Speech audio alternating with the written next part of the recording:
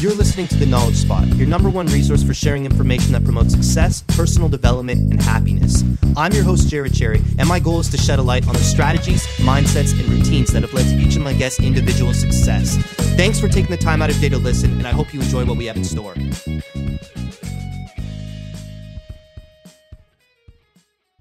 Hello everyone, and thank you for listening to The Knowledge Spot. Today I got Duane "Bang" Ludwig on, and I gotta say, man, this is the most exciting podcast I've ever done because I just want to let you know how it's working on my end here. So I'm in Canada, Toronto right now. It's 11 p.m. and I open my inbox and I see Duane "Bang" Ludwig has sent a reply to my email saying, just your cell phone number. You don't say anything. All you have is your cell phone number. I'm like, okay, I don't know where he lives, but I'm going to call him, and hopefully it's not that late there.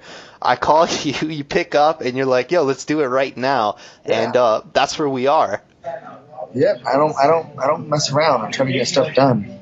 And I like that, man. And so I'm gonna warn the audience in advance. We got nothing prepared here. We're just having a good old fashioned conversation. Okay, let's rock it. Yeah, man. So first of all, yo, big congratulations to you and your boy TJ. I had it was my girlfriend's sister's birthday party that night, and she had a bunch of birthday. Oh, I will. We had a bunch of friends who never watched MMA in their life, man, and holy fuck were they excited for that fight when it came on, man. Like the hype was there. I told them, I explained the whole, like, this is the guy missed weight. They're going at it for the second time. The first time it was a huge upset, and this time no one knows what to really think. Like, did TJ get lucky in the first round last time, or was he really just, overpowering him the whole time? And holy shit, did that fight deliver. He did get lucky in the first fight because he almost killed Burrell, and that would have But yeah, man, just congratulations on that. I'm sure that's got to feel so good. Yeah, that was good. I mean, TJ is obviously a phenomenal athlete, and the work ethic, diet, desire, and focus that he has when he trains, I've only seen in him. Right. And he truly believes and wants to be a champion. So, like, when you say that work ethic that you only see in him, like, what separates him from someone else, like, specifically, if you had to say? He pays attention. He asks questions. He questions me sometimes. Why is this working? Or why are we doing this? He wants to understand every aspect of it. And when I show him a drawer combination, I mean, just with his dedication and athleticism, he picks it up right away. And you hear these things from trainers of, like, great people. Like, they say that about John Jones. Well, not his work ethic, but the way he picks things up. You hear that about St. Pierre. You hear that about Frankie Edgar. And I'm starting to realize that because I've never seen anyone like TJ before. From day one, when I seen the way he's training and his focus and his desire and dedication, just the way he's just approaching it, he just has an aura about him, like he's a born champion. And now my job as an instructor is to pull out his full potential as much as I can anyway. Right. So you're saying, like, day one when you start training with TJ, you can just, like, you see it or you feel it in him. You're like, this guy's doing something different than everyone else. Yes, sir. Yeah. Yeah, that's cool, and it's interesting how you say it's like a listening thing, because that makes me think it's like a willingness to learn. You know what I mean? Like a willingness to really, because learning's fucking hard, right? So just wanting to listen like that takes a lot of willpower. How bad do you want it? Right. I mean, I'm gonna know by the way you take the actions into the drills and combinations and sparring. Like, I can tell. Like, he wants it more than anybody else I've ever seen. Right. Have you ever had, like, one of those really good listeners, but you just knew, like, this guy listens well, he wants to learn, he's doing all the things, but it's just not in him? Is that possible too? Yeah, of course, yeah. And then TJ's the rare exception where he has every quality to be obviously a champion, but not just a champion, but pound for pound best fighter in the world. Right. Martial arts has never seen. The world has never seen this level of martial arts before. Yeah, this level of, like, not just skill, but at raw athleticism too. Right, which enables him to pull off these drills and combinations that are almost superhuman. it was insane. That last flurry, like the whatever it was, right before the fight got stopped, and I was just watching it with my buddy. He watches a bunch of MMA too. Like, he was one of the only other guys there that did watch, and he's going, this guy's cardio is just off the roof, because TJ just kept throwing. Barrow's taking it, but it wasn't like TJ was going to slow down. You just know, like, not only did TJ have the knowledge to throw these combinations in good success, but he was not going to get tired too. It was like that, this rare combination you're talking about. He puts in the extra work, but also we have a really good strength and conditioning coach here in Colorado, Lauren Landau. Obviously, with the elevation too of Colorado being a mile above sea level, if this oxygen makes the body produce more red blood cells, which holds the oxygen. So, and we fought at sea level, so it was a win-win. But then also he's got a really good strength and conditioning coach in Sacramento as well, Ish, and Ish is good also. So he's going back and forth. That's got to be crazy. Well, and I think he was here for about 3 weeks, went back for a week or two, and then stayed out here for the last month. Right. Yeah, and how are you liking in Colorado? Because you obviously, it's all over the news right now. You made the move from California, I think about a year ago, to open your own gym in Colorado, correct? Yes, sir. I'm here now. How you liking? Oh, you're at the gym right now. I thought I heard a timer go off. Yeah, sorry. The jiu-jitsu class is still going on. Well, I was born and raised in Colorado, and Colorado's home, and Colorado's awesome and beautiful and green, and weed's legal, and they have Bang Muay Thai. I like that. So I gotta ask, man, when you took a guy like TJ and you see this willingness to learn, like, what was like missing in his striking? Because that's what you coached him specifically on. What was like this one key factor that he was just missing? Keeping his position and understanding distance, I guess. Understanding distance. So just simple things, right? Because once you have the basics down of your stance and your footwork and knowing how to move, then we applied the combinations. But it was to rewire some of the basics, actually. Yeah, just like re-understanding these essential parts. And who taught you those? Was it Bas Rutten? I learned a lot from Bas Rutten. I learned a lot from my first Thai boxing coach, James Tigrit. I also learned probably the most by my boxing coach, Trevor Whitman, who gets no love, and that guy he's the best trainer I've ever come across. Interesting. His name actually rings a bell. The technical aspect, like no one's as technical as Trevor Whitman. Right, and so when you're watching MMA these days, let's say the other fights in that card, do you see these other fighters who are somehow at the top level, but you're like, they're missing these same fundamentals that maybe TJ was missing not long ago? Yeah. I watched, man, fuck, dude. You know what? I gotta watch what I say as I speak from the heart, and but man, like, I think there's a lot of fighters that can improve in a lot of areas. Where's that coming from, though? Why is it that these guys at the top level it's coming from motherfuckers not doing drills technically correct and just, hitting mitts and then sparring. There's a whole gray area in between of like sparring drills and doing things technically correct, and then sparring drills to develop the timing and accuracy. I mean, I've mapped out this whole process of teaching a human to learn striking in martial arts, and there's a lot of trainers are missing a lot of key factors for this, just for the student to retain the information, and then to retain the information under a little bit of pressure, because ultimately we need struggled success. I can't just show you a combination, you shadow box it, do it on the mitts, and I expect you to do it in a fight. It's got to be done in drills, into sparring, and then into the fight. Like, there's an actual process to it, and that's where I thrive. Right. So do you think these key fundamentals that you're teaching pro fighters, if you taught it to an average Joe, is he going to have a huge advantage over anyone else? Like, even if there's a big size discrepancy, let's say? Hey, do I need to watch my language on this? No, man, go say whatever the hell you want to say. If I taught, I have my academy. We're not a fight gym. We teach regular people, and like, my students are fucking superhuman. Don't fuck up other people. No, so martial arts, overall. I want to go learn. This motherfucker over here, the student, is just yelling all loud like I'm not on my fucking iPad with you. It doesn't matter if it's the world champion or a day one guy. I give them the same amount of attention and focus into the training and make sure they understand what they're doing, why they do it. So there's no choice but to get better when you make quality repetitions. Right. So then when you come back to these guys who are willing to learn, willing to put in the time to these repetitions and actually understand what you're teaching them, but deep down you already know this guy doesn't have what it takes, how do you tell that guy, or do you even bother to tell him?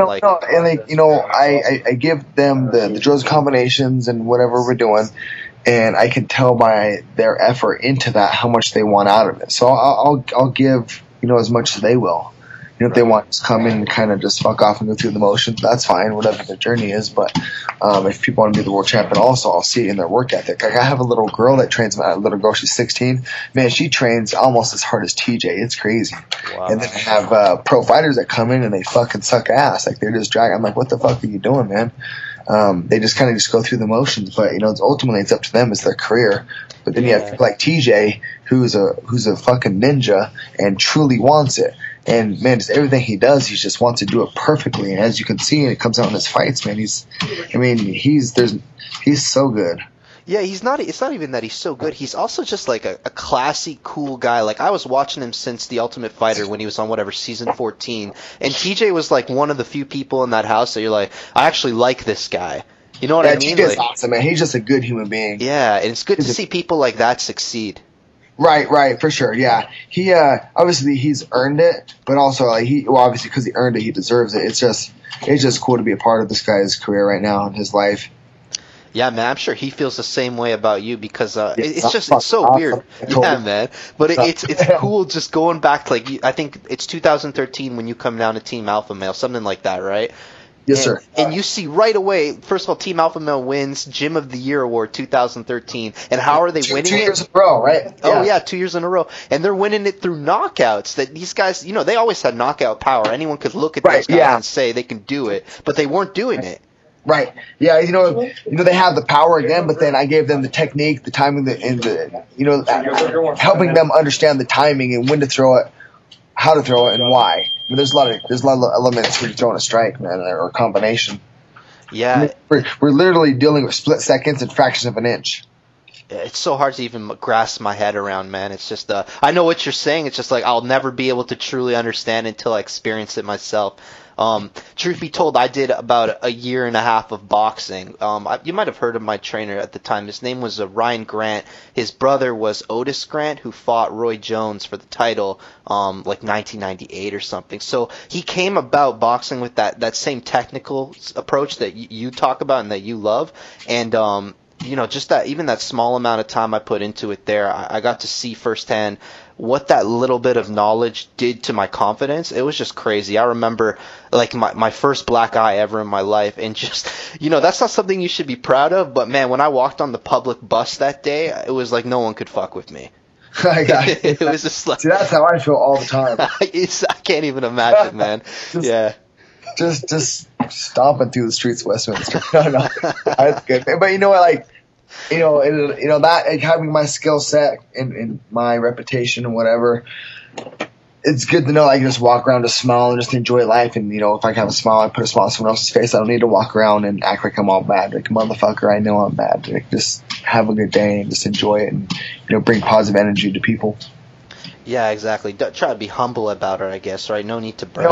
I'll tell you what, I'm not real humble, man. Like, I'm fucking bad. I'm for real, though. Like, whatever. Motherfuckers, I try to be humble. Like, motherfucker, I'm not humble. I'm a badass martial artist, human being, father, friend, like everything. I strive good to do what I need to do. And I think people are trying to be modest for whatever reason. Like, motherfucker, lead by example. Yeah, the thing is, it's like when some of these people try to be humble, it's not them, and there's you who I'm talking to you for only 13 minutes now, and I know I'm talking to the real Duane. Right, yeah, I'm a good dude, man. I'm not going to say, oh, thank you. Well, thank you, but fuck, man, no, I'm a good dude. Fuck. Yeah, so I'm wondering that when we talk about how this high level of MMA, you see a huge, like gap missing in a lot of striking knowledge. Is there any other camp where you go, they have their striking together, these guys know what they're doing? Yeah, there's a lot of good trainers out there and fighters and people are doing really good things. I just don't know of them all. Nothing comes to mind though, like immediately. Henry Hoof at Black Zillions down in Florida. Right. I like his training, of course. Sensei Rutan, Trevor Whitman against badass. There's a guy here in Colorado, Christian Allen. This guy is a ninja also. There are some really good trainers out there. The one boxing coach for Ronda seems to be doing really good for her. Right. Who else has been doing good, man? Paul Felder's trainer. That guy's a beast. Damn it, Henry Smith. Yeah. Shit, man. Mike Winklejohn. Right. I've personally worked with him before. He's a trainer, man. That's cool. That's interesting.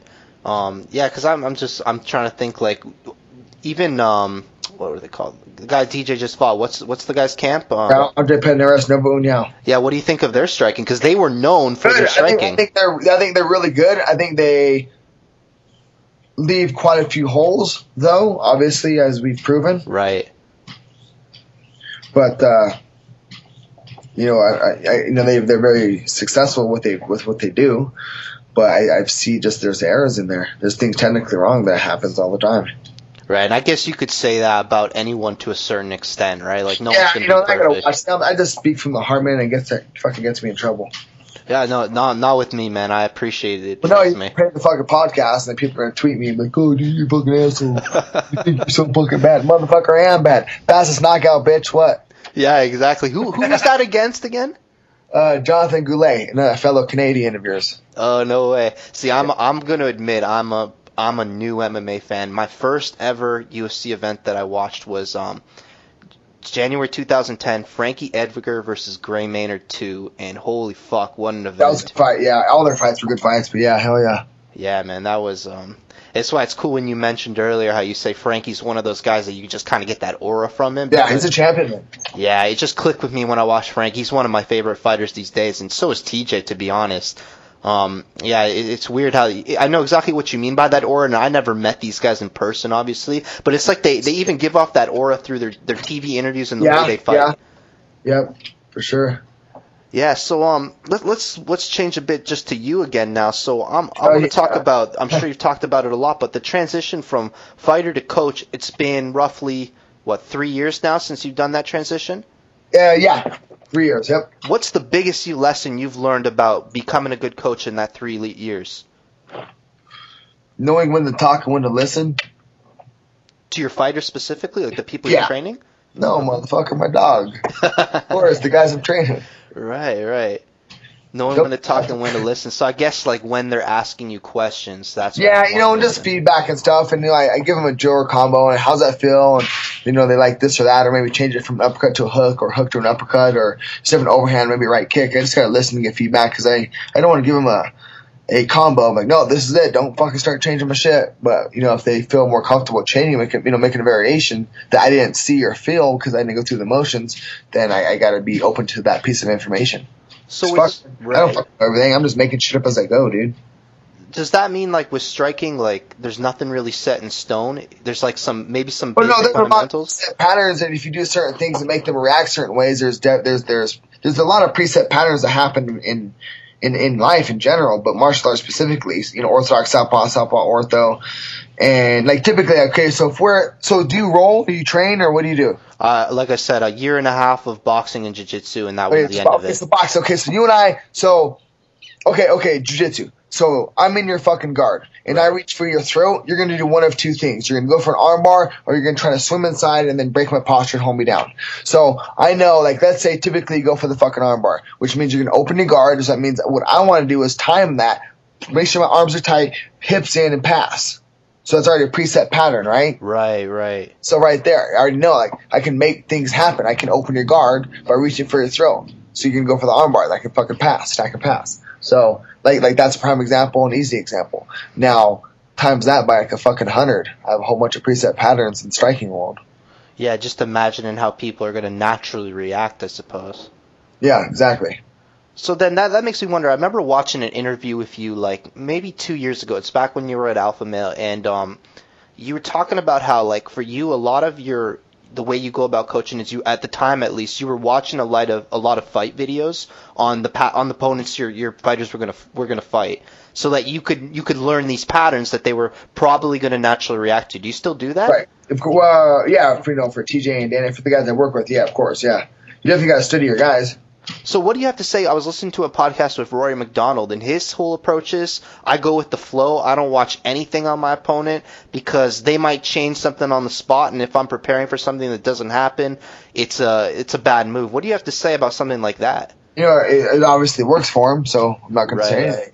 But okay. Yeah. I'd like to say that I want to know who the fuck I'm fighting and what they like to throw. Yeah, that's the feeling I got too. Like, when you kick somebody, how do they react? When they kick you, how do they react? What are they doing before, during, and or after? There's things that are going on. Right. I guess it's somewhere in the middle might make the most sense. I'm not going to watch shit. bell rings. Oh, I'm fighting that guy. I don't. So maybe he doesn't study, but Faraz does for sure. Right. I never thought of it that way. Yeah, that would probably be Faraz's job, actually. Yeah. But I ask my fighters to watch fights and get their feedback because it's another set of eyes, it's another perspective. I'm not going to see everything from this guy. Yeah, that's the other thing. Your perspective. Back in that interview, you were saying you'd watch it once sober, you'd watch it a second time high on marijuana, for in case the audience is wondering, and I think you would watch it again sober. Do you still do that? I have some good. I like to watch a lot of film. So it doesn't matter what state of mind you're in. It's good to see something from different perspectives, that's for sure. I agree completely, man. Gotcha. So you're open to try it either way and just see what you learn. Cool. Yeah, and then I would also watch on Alphabet too. That's right. That's what you mentioned in the interview on Alphabet. That takes a lot of fucking time, man. Like, that's I'm pretty busy now. That's why I can only work with a couple guys.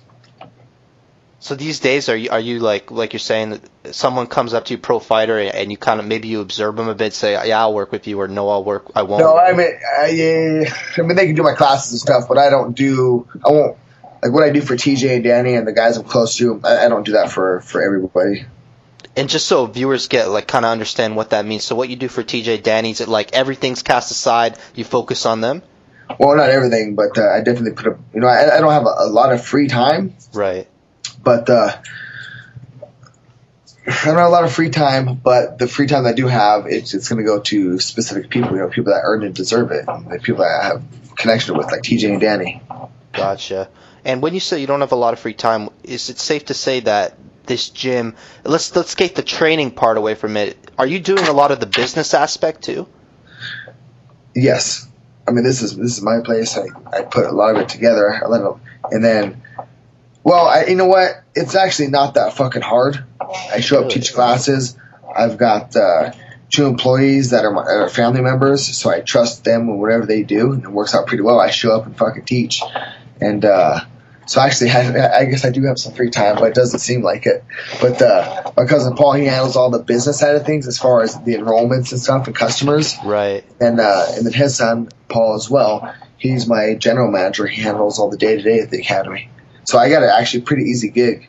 I just show up, hang out with my friends, and we all fucking play Ninja Turtles. That's beautiful. That's what it is, man. I show up and it's fun, man. I love this place.